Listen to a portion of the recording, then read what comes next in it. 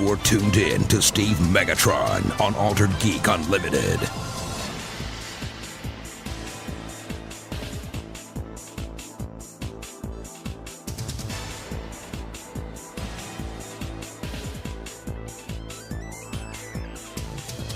Hello and welcome to Altered Geek Unlimited. I'm your host, Steve Megatron Phillips.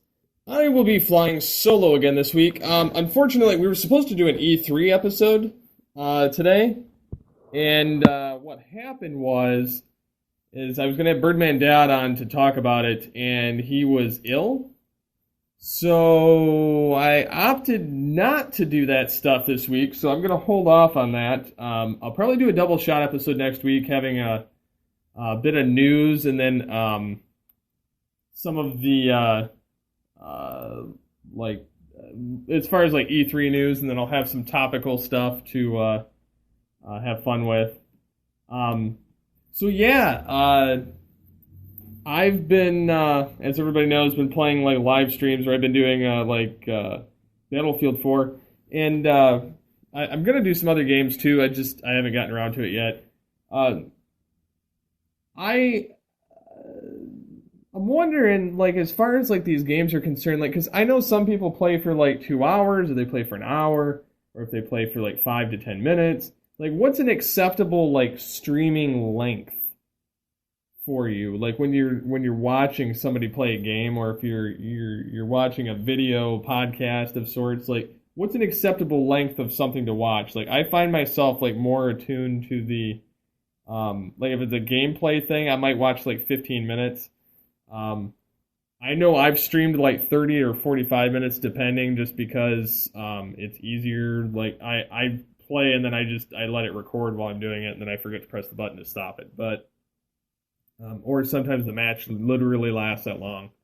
But if it's like a video podcast, I typically go like from the 3 to like 10 minute mark, and I won't go beyond it just because it gets too long. But so yeah, I'm kind of curious to see hear what you guys have to say on that topic. Side note, I just got a new vehicle, and I'm pretty geeked about it. It's a 2016 Chevrolet Equinox. I replaced my 2005 Chevrolet Aveo, and I gotta say I'm pretty pumped about it. I really love the vehicle. It's an SUV, so it's kind of a big bump up. It's nice. Like, a lot of the features that are in there, like the technical side of things, like I figured out how the Bluetooth works, and you sync your phone, and you can make a call, or you can play media, or do like Stitcher or Pandora from your phone. So that's really neat. It'll read your text messages too, which is another cool feature. So like, yeah, I've been having fun messing with that stuff, and just got it yesterday. Really enjoying it. And then as far as my schooling stuff's concerned, like I've been doing that. We're about a week away from being done with the semester, and then I go back in August 27th or something. So I've been having fun with that for the most part. I got a couple of assignments left to do, but it won't take me that long. Yeah, so I mean, a lot of stuff's been going on lately. Still waiting to hear back on the Altered Generations script I submitted to Amazon Studios. I don't know whether they'll pick it up or not. If they do, great. If they don't, then I'll shop it around again. I did find some things I probably should have edited before I submitted it, but I guess we'll just see when that comes. So, yeah, I've been having a lot of I've had a few people ask me anyway, and then it was even evident on last week's episode when I was asked if I would do my screenplay, which is basically like a superhero time travel, everything impacts everything kind of thing. Like the future can alter the past, and the past can alter the future, and it's like a really weird dynamic. But I think I made it coherent. You're kind of playing with the laws of time travel, so it makes it a little bit different. But one of the things that I've enjoyed with the script is getting to craft these characters and kind of build it into a series. And I was asked if I would do like a audio play with it, because obviously I can't do an actual video of it because I need people and I need money to actually shoot it. I don't have any like camera equipment. I know people that do. I just don't have like necessarily the time or the budget to do that. But Born Standing Up says, I really like what you have for your screenplay stuff. You should put it together and do like a web series or like an audio play. It could be cool. So like I'm actually, because of that idea, I'm probably going to do like a 15-minute short episode on it and try it out. So I've actually decided to go through with the idea. So I posted it on a website, which people of Geekcast Radio should be familiar, because Optimus Solo has been a longtime staff member there. Behind the Voice Actors has a feature called Casting Call. And I've put up 17 characters for my screenplay. A majority of them are female, because that's just how the cast split up to begin with. I do have a few male characters, some of them villains, some of them not, some of them short. One character is based off me, so obviously I'm going to voice that one. And then there's like an announcer guy, which I may or may not do, but people are welcome to do that. But anyway, so I've got a little bit of a description of their voice, a little, and style. Some people are more generalized than others. They're not by any means have to be that voice exactly. It's just saying like a rough guideline of what I would be looking for, but it means nothing. And I've also taken quotes from the script and everything, and I've posted it over on the Voice Acting Alliance as well, to try and garner some attention there. I'm hoping that I can at least get these characters, because I'm not sure what segment of the screenplay I'm going to do yet. But it'd be interesting to try it out, and if it does well, I might do the first section of the screenplay, because if it does well, then I will continue on with parts 2, 3, and 4 of because you had to break them up into part 1, part 2, part 3, and part 4, which is the general split up of a television show anyway, because of commercials and everything. So I broke it up in that way, but I'm hoping that when I do it, it'll garner enough attention and do well enough that I can move on with it.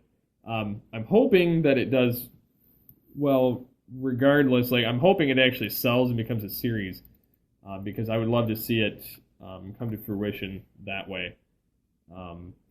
But yeah, I mean, I've had a lot of fun developing it and coming up with it. I may yet turn it into a book series to kind of play around and see what happens. Only time will tell, I guess. So yeah, there's been a lot of stuff going on. We did the Hot Car episode of Altered Geeks Radio with TFG1 Mike, Jesse from the radio station that's close to TFG1 Mike in Kentucky, and we had Michael Wilson talking about how parents have been leaving their kids in the cars when it's hot. Tune into that if you want to hear more about that. I'm not going to talk about it much on here. And then there's another interesting thing that kind of goes along with my my side projects here. We are reviving, and when I say we, I mean like I'm kind of spearheading this, the Dark Glass project, the Beast Wars Dark Glass, because there's been a lot of, I mean, it's 20th anniversary, there's been a lot of attention. Originally, the auditions went up, and I'm on Voice Acting Alliance looking at it, is September 27th, 2010, is when the initial audition lines came up, and for all the characters. And then we had about 20 people audition, which was kind of cool. And then after that, it kind of never went anywhere after that. Like, we got all the lines recorded in their final renditions. We got all the character rigs. We got some of the sets. But there's a lot of stuff that needed, like sets that needed to be made, and then it needed to be animated with all the sets and the rigs. So, I mean, with the audio anyway. So, I mean, I would say it was about 25% done. But it's kind of sad that it didn't get done, but like the guys that were animating were just two guys, so like life obviously took over. So we're trying to get another team together to kind of work with those two guys and kind of revive it, and kind of bring it out of the ground and see how well a fan thing can go. I'm tempted to get like a Patreon Kickstarter thing for it to get it completed, because we actually have it's a really compelling story that actually kind of ties together Beast Wars and Beast Machines really well, and it kind of has some throwbacks to G1, and it kind of there's a lot of stuff in it that can make it really, really interesting to do. So with that, I'm going to move on to the next clip after this. You're listening to the Altered Geek News Network. And we're back, and before we get to our content, we're going to get into Loot Crate. If you haven't signed up for it already, it's a geek stuff box with over $40 worth of content at the nice price of $19.95. And you can get a promo code, which is TBV, to save $3 off your box, or 15%. And you can do so and sign up for first-time customers only at www.lootcrate.com/GCRN. Be sure to check them out. They're our sponsors. So with that, we'll be getting to the content of the episode. Like I said, we were going to do E3, but opted not to, based on the fact that, our gaming people weren't around, and I wanted to wait until they were here to accurately discuss gaming. So I'm going to do comics. Well, comic-related stuff. So we've seen I'm going to do brief overviews of all of these different categories. I have a ton under stuff, so just bear with me. The film roundup that I have, we have Xavier and Logan on the run in the new set images from the Wolverine sequel. And then, of course, we see an X-Men Apocalypse video showing Hugh Jackman as Weapon X running through, basically, with the helmet and everything. It's pretty cool. And then Beverly Hills Cop 4, Eddie Murphy is going to return, set in Detroit. I know this has been in kind of production hell, in a sense. Mostly due to writing and Eddie Murphy saying that he's not going to come back for a paycheck. It has to be a good film. He's not doing it for the money. It's got to be a good story. So yeah, there's that, and they just got a duo of directors. I'm going to butcher these names, but Adil El Arbi and Bilal Fallah. Known for their Romeo and Juliet inspired update, Black. They've apparently impressed Paramount and Eddie Murphy, and are going to be directing the film. And also, they're huge fans of the original Beverly Hills Cop. So I guess this film is supposed to be stated kind of closer to and more in realm of the first Beverly Hills Cop, but it's going to be more Detroit-based. So that should be pretty interesting to see. Yeah, moving on. Let me know your thoughts on any of that stuff in the comments below. We're going to be getting into the TV section. Gotham looks to be recasting Poison Ivy for Season 3. My only guess for that would be that they're going to actually use her to some capacity this season with all these various villains roaming about. So, yeah, so I'm pretty sure that's what's going to happen, but time will tell. So, Legends of Tomorrow, aside from having a 1940s version of Vixen, are going to be having a new character. It's Captain Steel, I want to say it's Captain Steel, but they're going to be doing the Justice Society type of setup between the crossovers. Yeah, there's that. Arrow Season 5 is going to have a new vigilante called Wild Dog. I know nothing about that. And by the way, the Legends of Tomorrow recruit was Citizen Steel, which, again, I know nothing about this character either, so it'll be interesting to see this play out through the show. They've cast Tyler Hoechlin to play Superman on Supergirl. And from what it sounds like, he'll be appearing in maybe the first, third, and maybe another episode throughout the season. I just hope that they don't make him like the big, like come in and rescue her type thing. I know that they said that he's going to come in and help Supergirl, and then she's going to finish off the villain in one of the episodes.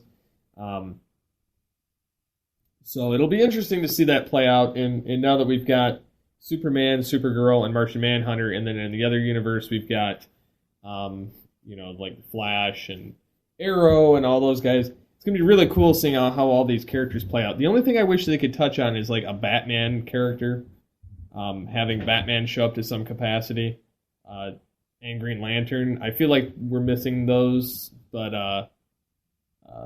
I guess only time will tell. It's still early on in all these shows' lifespan, other than Arrow. So, yeah, it should be pretty cool. And then the other kind of cool things is Mad TV's returning to CW, which kind of figures they're the same ones that brought back Whose Line Is It Anyway?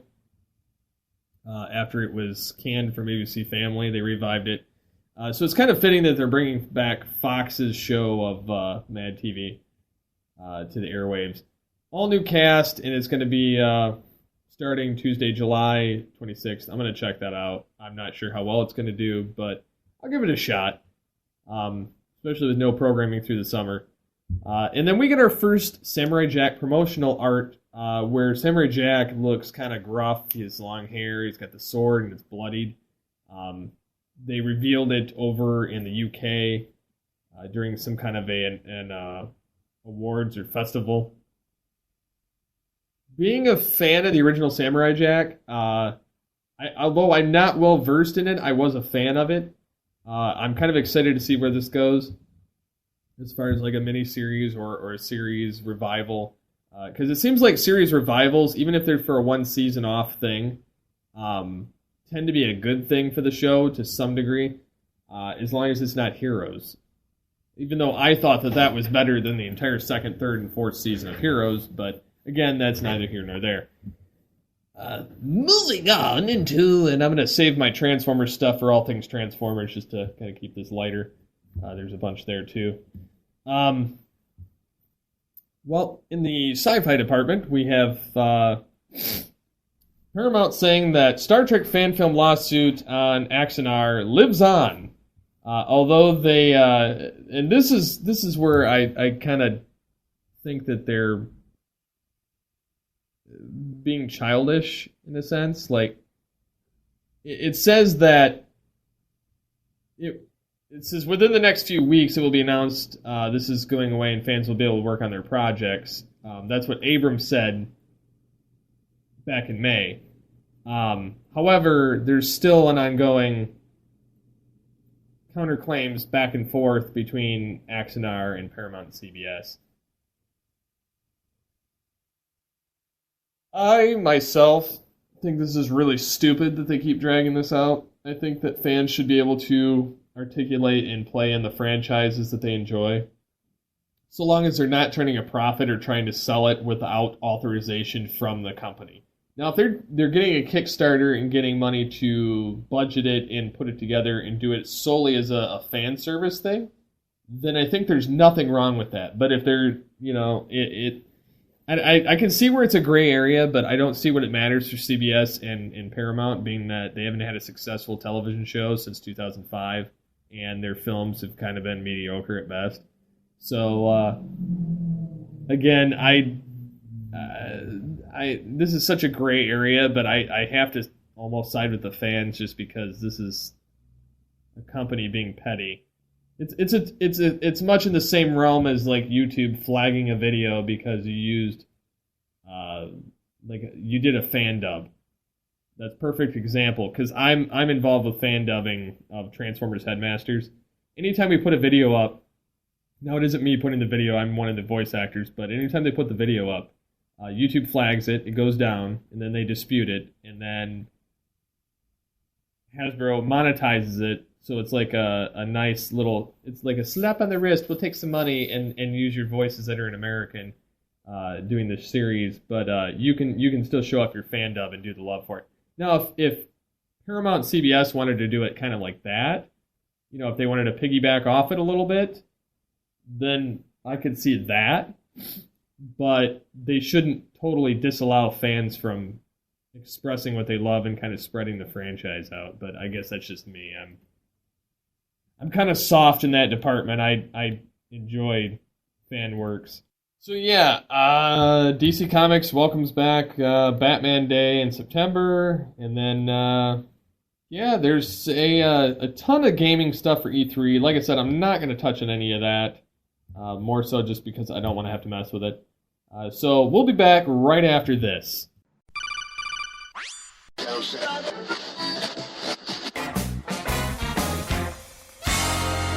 Welcome to the Wicked Radio Network. Want to interact with the show? You can contact us in the following ways. You can call the voicemail line 502-526-5821. You can email us feedback@geekcastradio.com. You can visit the episode post on geekcastradio.com or alteredgeek.com. You can get a hold of us on Twitter @alteredgeek. Look for us every week on geekcastradio.com, of course, Stitcher Smart Radio, iTunes, Blog Talk Radio, and alteredgeek.com. And now, back to the show. And we're back. So, one of the things that I've been wanting to kind of talk about is, well, the fact that I just had to order a new headset. This is kind of a sidetrack, but I've had this USB Logitech ClearCheck Pro headset for, I don't know, 8 years now? I don't know. I've had it long enough that since we were doing All Things Transformers version 1.0, but before Geekcast Radio, and the headset on it was really cool, really comfortable. I loved it. It had the volume controls on it. It had a mute on it, so you can mute the microphone. The microphone folded down or folded up. I quit using the microphone about the time I got my Blue Yeti microphone.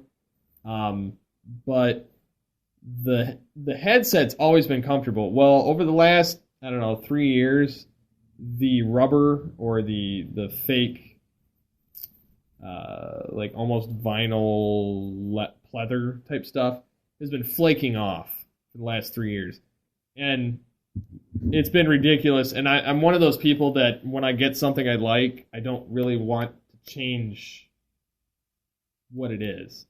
So like if it's software, I don't want to upgrade to the new stuff. If it's like a setup that I have, because like I have this, and I don't know how you guys are with your equipment or with your software or your desks, but I've got this weird OCD that every time I've moved, and I've moved probably like, a dozen times over the last 15 years, my desk has to be set up exactly the same. Everything has to go in the same spot. Everything has to be plugged in the same way. It's really, people think I'm weird on that. But anyways, since I built that new desk, I've got a certain setup, and this is how I like it, and that aside, that kind of plays into my need to keep the same stuff. So anyways, this headset's been flaking off for the last 3 years. Pieces have been on my head when I take it off. I ended up electrical taping the top part so that it doesn't flake on the top of my head, and it felt comfortable. So that held that together, and then the earpieces were doing it too, and there's nothing I could do about that aside from replacing them, but I couldn't get it off. And then about 6 months ago, one of the extensions that go to so you can extend the head piece to the earpieces, actually cracked and broke off. And I managed to shove it back in there, and I extended the other side to compensate so that I didn't have to buy another headset. So fast forward to last week when I was actually recording Altered Geek and doing my gaming, and all of a sudden part of this sound starts going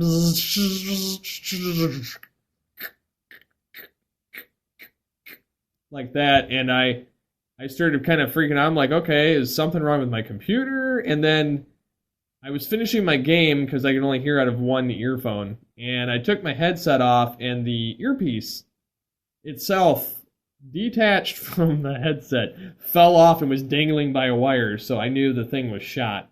So I tried taking it apart last night when I went to go game, and I don't have any other headphones in my house. Like, that was my headphones. Those were my USB.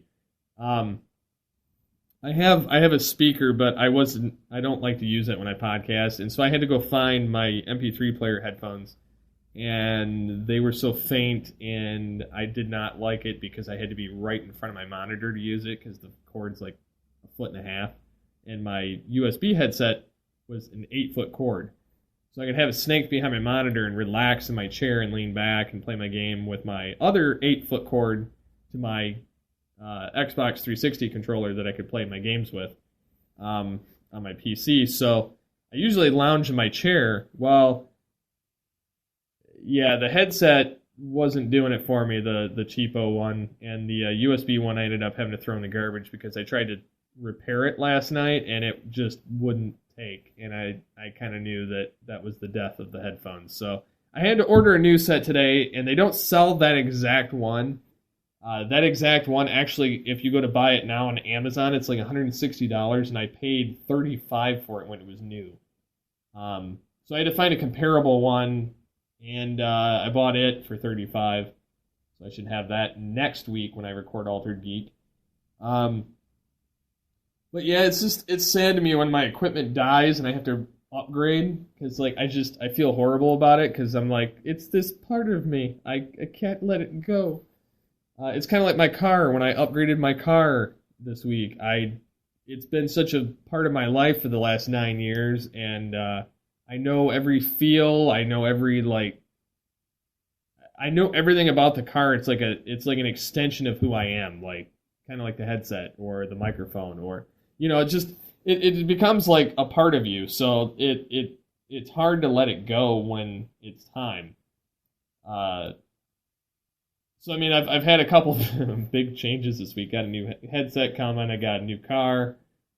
So it's just really weird for me when you're not used to change, or you don't like change. And simple thing going now, I'm having to go through my office, and I'm sorry if I'm boring you. I hope I'm not, but and I don't know how you guys hold your collections or anything. I have like a curio cabinet type thing in my office that has my figures in it that are open. Then I have my other ones with thumbtacks hanging on the wall that have their backs and boards to them still. And I have my comics in the closet in the office, and I have to share the office with my wife, so part of her stuff's in there and part of mine. I have a lot of the closet space taken up because I have crap that I just refuse to put in the crawl space or in the attic. Mostly my comics. Some of it's toys, some of it's tech, some of it's just crap that I probably won't look at, to be honest. It's that nostalgia of the fact that it all used to at one time fit in my desk or under my desk, and I don't have anywhere to put it, so it just stays in my office in case I need to get to it, which I rarely do. So I get where my wife's coming from, because I am a pack rat. I'm not a hoarder, but I'm a pack rat. So it's kind of difficult for me. I always want to get rid of stuff, but at the same time, I'm like, well, I might use this for this. Like, I have some Dragon Ball Z magazines that I'm going to use for the Cyber Dragon Ball, and I'm like, well, I could throw these away, because I could look it up, but I'm like, no, I could have this as quick access. So it's a lot of that kind of stuff. I don't know how you guys are with your collections and with your stuff that you have in your office. It's very hard for me. I would assume that anybody that has a collection of things or things that they've had for the last like 20, 30 years, it's got to be hard to not display it or being told that you need to liquidate. And I've already liquidated a lot of my toys. I just, due to space reasons, I had to get rid of them. Plus, I wanted to buy the Masterpiece Optimus Primal coming out in October. So I had to trade in almost every Transformer figure I had, which wasn't that many, to afford the Masterpiece figure. And then, of course, I get the announcement, oh, we're making a Masterpiece Cheetor now. So I'm like, oh, well, that's super, because I've never seen a good Cheetor figure, and now they're coming out with a good Cheetor figure, which probably won't be till next year, but still.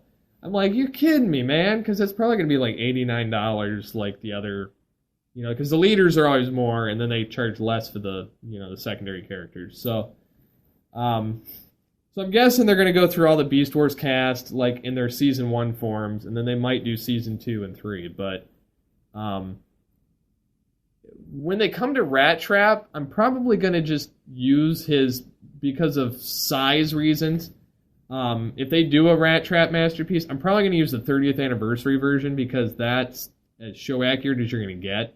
And then I'll probably do the same thing with the Rhinox that came out for the 30th and the Waspinator. And then I have the Dinobot from the 25th, or maybe it's the Universe line. But anyways, they look close enough to the show. I'm not concerned with getting the Masterpiece, and they were only anywhere from $5 to $15, so I'm not heartbroken if I don't get them as a holy crap, I see a trolley driving down the street. That's just weird. Sorry for that. It's strange. I've never seen a trolley down this city before driving down the street. So yeah, I'm ecstatic for the Beast Wars figures as they come out. I'm looking forward to a Masterpiece Megatron for sure. I know I'm going to get that when that comes out. That's 100%. Cheetor I might get. It depends on the cost. If they come out with a Masterpiece Scourge, I might do that too from Transformers Headmasters. Only for the fact that I've been voicing him for the last 10, 11 years on TF Cog. So it's got this close personal spot with me. I don't know. There's certain things I can bear to get rid of, and then there's certain things I would love to have a show accurate version of this, as opposed to having the original version, which if you bought it new would cost about the same as the Masterpiece, but it doesn't have the articulation or the look of the new thing. So that's where technology is better now. So this in and of itself kind of lends itself to the same type of thing as the Transformers with the Batman figures or Ninja Turtles. I'd love to get my hands on a show-accurate Krang from the 87 Turtles. But obviously they aren't going to have the Masterpiece of that. But the Batman stuff, I've gotten a few of those, and those have been pretty spectacular. So, but yeah, that being aside, what would you guys like to see come from the show in the next couple of weeks? Sorry, a little jumbled on vocals there.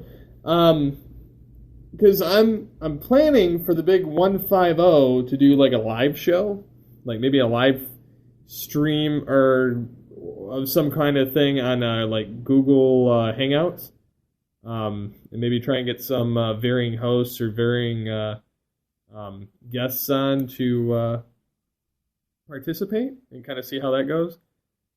Maybe do a giant Q&A or kind of cycle through some of the old feedback and kind of answer it now with maybe some updated information or so just sound off in the comments below and let me know. And then so I guess until next time, get altered, get geeky with the Altered Geeks.